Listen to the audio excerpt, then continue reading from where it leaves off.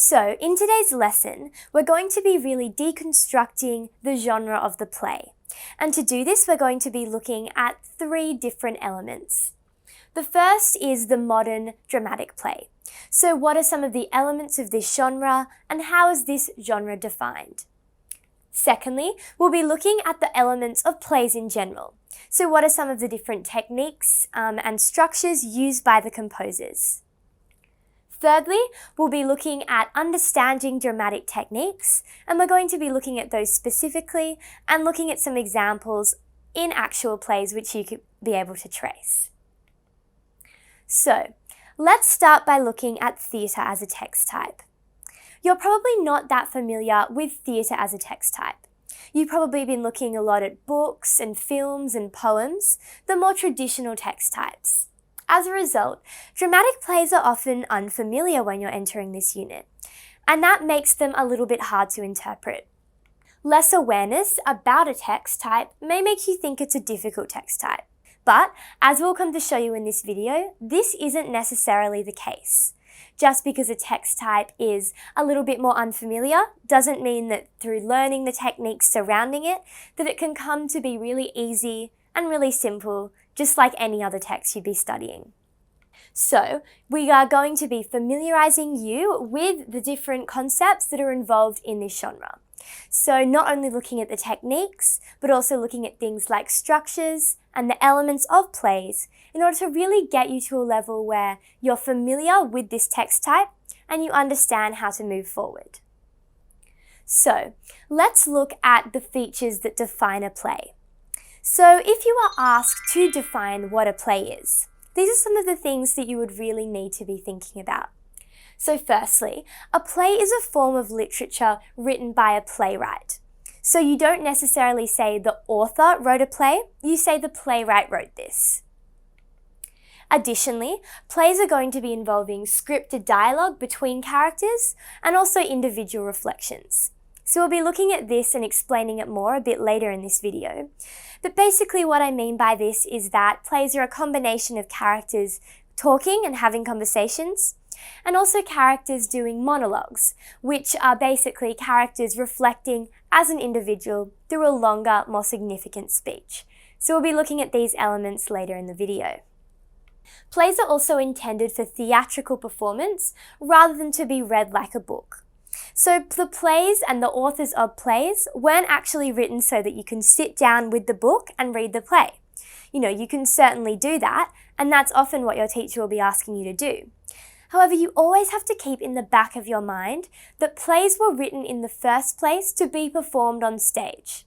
So when you see performances, this is an extremely useful technique in understanding a play. So if you do get a chance to see a production of the play that you're looking at, that would definitely be something suggested as extremely valuable. So, let's also now look at the structure of plays. Obviously, just like if you were studying a novel or a series of poems, structure is really important to understand. Just to have that foundation to underlay your studies, structure is obviously going to have implications on how the play pans out, how the characters interact, and how the plot really unfolds for you as the reader or the viewer. Older plays, so more traditional plays, used to have both acts and scenes as divisions of the play. So the act is the wider umbrella, and then the scenes are the sort of subheadings under that wider act heading. So acts were the larger divisions. Traditionally in plays, there were 5 acts. So this is the traditional Shakespearean play, for example, has that 5-act structure. Each act represented a part of the dramatic structure or the plot. So each of these 5 acts had a very sort of distinctive feel to it, and as you move between the acts you can see that there are definite reasons for one act ending and another one beginning. Scenes represented a change of physical location within the act.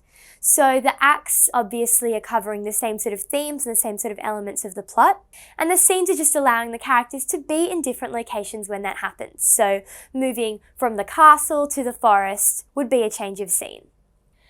Acts are the only level of structure in the modern dramatic play, however.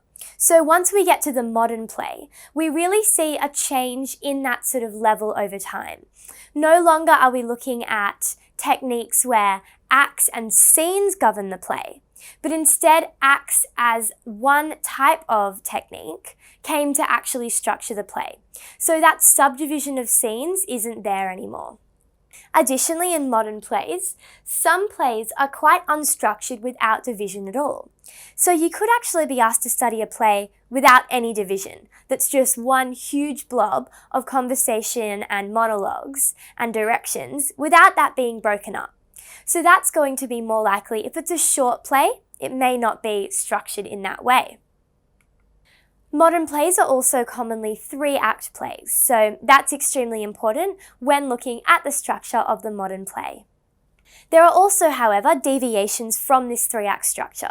So while you need to understand the 3-act structure really well, and we're going to be looking at that a bit later, it's also important that you understand 1, 2, and 4-act plays, and then be able to say, why do you think the playwright has chosen to deviate from the traditional 3-act structure?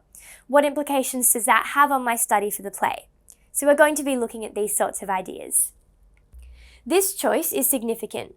For example, 2 acts create a very clear contrast. So instead of having the 3 acts, you might just want to have the 2-act technique to show perhaps a very distinct change over time.